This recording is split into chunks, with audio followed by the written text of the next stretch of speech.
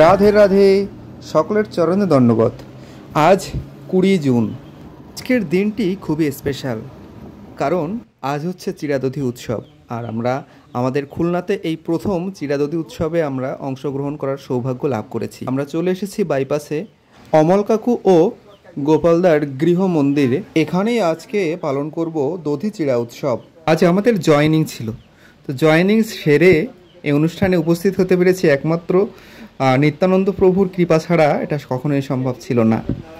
923 বঙ্গাব্দে, ইংরেজি 1516 খ্রিস্টাব্দে জ্যৈষ্ঠ মাসের শুক্লা ত্রয়োদশী তিথিতে গঙ্গা তীরে তৎকালীন এই একই বটবৃক্ষ তলে সপ্তগ্রামের জমিদার পুত্র শ্রী রঘুনাথ দাস গোস্বামীকে শ্রীমান নিত্যানন্দ প্রভু চোর বলে সম্বোধনপূর্বক কৃপাদণ্ড প্রদান করেছিলেন এবং এই দণ্ডস্বরূপ তিনি তাকে হাসি মুখে চিরাদধি ভোজনের আদেশ প্রদান করেন।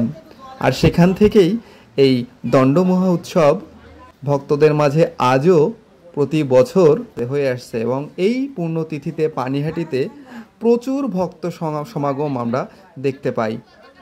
এই পুণ্যতিথিতে যখন সকল বৈষ্ণবেরা হরিবোল ধ্বনি দিচ্ছিলেন এবং প্রসাদ পাচ্ছিলেন, তারা স্মরণ করছিলেন কিভাবে কৃষ্ণ ও বলরাম তাদের গোপ সখাদের নিয়ে যমুনার তীরে ভোজন করেছিলেন। শ্রী চৈতন্য মহাপ্রভু ও নিত্যানন্দ প্রভু অত্যন্ত কৃপালু ও উদার। এটি রঘুনাথ দাসের সৌভাগ্য যে তারা এ সকল ব্যাপার গ্রহণ করেছিলেন। শ্রীমন নিত্যানন্দ প্রভুর মহিমা ও কৃপা কে বুঝতে পারে? তিনি এত ক্ষমতাশীল যে তিনি শ্রী চৈতন্য মহাপ্রভুকে গঙ্গা তীরে চিড়া খেতে আসার জন্য রাজি করিয়ে ফেললেন। সকল গুপ্ত ভক্তরা যারা কিনা গোপ বালক ছিলেন, শ্রীরাম দাসকে সম্মুখে রেখে তারা দিব্য প্রেমে নিমগ্ন হতেন। তারা গঙ্গা তীরকে যমুনার তীরের ন্যায় ভাবছিলেন। অন্যান্য গ্রামের বিক্রেতাগণও যখন এই উৎসবটি সম্পর্কে শুনলেন, তারা চিড়া, দধি, মিষ্টি ও কলা বিক্রয় করার জন্য পৌঁছে গেলেন। তারা যখন সমস্ত রকমের খাবার নিয়ে উপস্থিত হলেন, রঘুনাথ দাস সেসব খাবার কিনে নিলেন। তিনি তাদের দ্রব্য সামগ্রীর জন্য তাদেরকে মূল্য দিলেন এবং পরবর্তীতে সে একই খাবার তাদেরকে ভোজন করালেন। কিভাবে এই আনন্দঘন অনুষ্ঠান চলছিল তা দেখার জন্য যেই আসছিলেন তাকেই চিরাদধি ও কলা ভোজন করানো হচ্ছিল। নিত্যানন্দ প্রভুর ভোজন শেষে তিনি তার হাত মুখ ধৌত করলেন এবং রঘুনাথ দাসকে 4টি পাত্রে তার উচ্ছিষ্ট প্রসাদ দিলেন।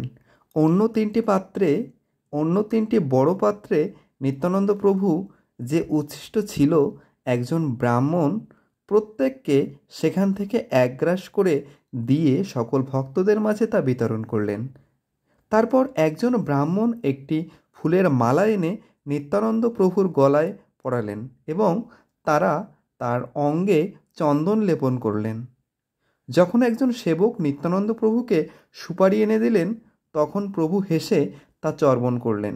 নিত্যানন্দ প্রভু তার নিজ হাতে সকল ভক্তদের অবশিষ্ট মালা, চন্দন এবং সুপারি বিতরণ করলেন।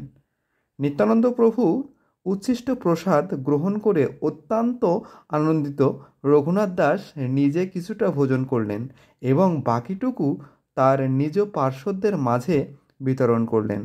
এভাবে উদযাপিত চিরাদধি উৎসব সম্পর্কে নিত্যানন্দ প্রভু লীলায় বর্ণিত রয়েছে। বর্তমানে স্থানটি মহোৎসবতলা বা চলতি কথায় মৎস্যতলা নামে আখ্যাত। এই পুত পীঠের দিব্য দর্শনকে কৃতার্থ হতে যুগ যুগ ধরে চলছে ভক্ত মেলা।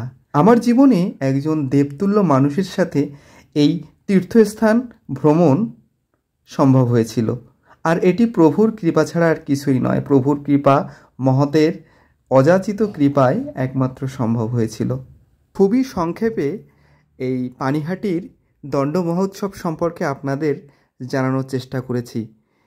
এত কম সময়ের ভিতরে এত মহিমান্বিত বিষয়ে জানানো আমার মতো অধম মূঢ়মতি ব্যক্তির আসলেই সম্ভব নয়। তবুও যেটুকুনি পেরেছি সেটুকুনি গ্রহণ করবেন আর ভুল ত্রুটি ক্ষমাসুন্দর দৃষ্টিতে দেখবেন। আর আজকের এই ভিডিওটি থাকছে এই পর্যন্ত। আবারও দেখা হবে পরবর্তী ভিডিওয়। তো সে পর্যন্ত সবাই ভালো থাকুন, সুস্থ থাকুন। আপনারা কে কে এবং কিভাবে এই দণ্ড মহোৎসব পালন করলেন সেটা অবশ্যই কমেন্ট করে জানাবেন। রাধে রাধে।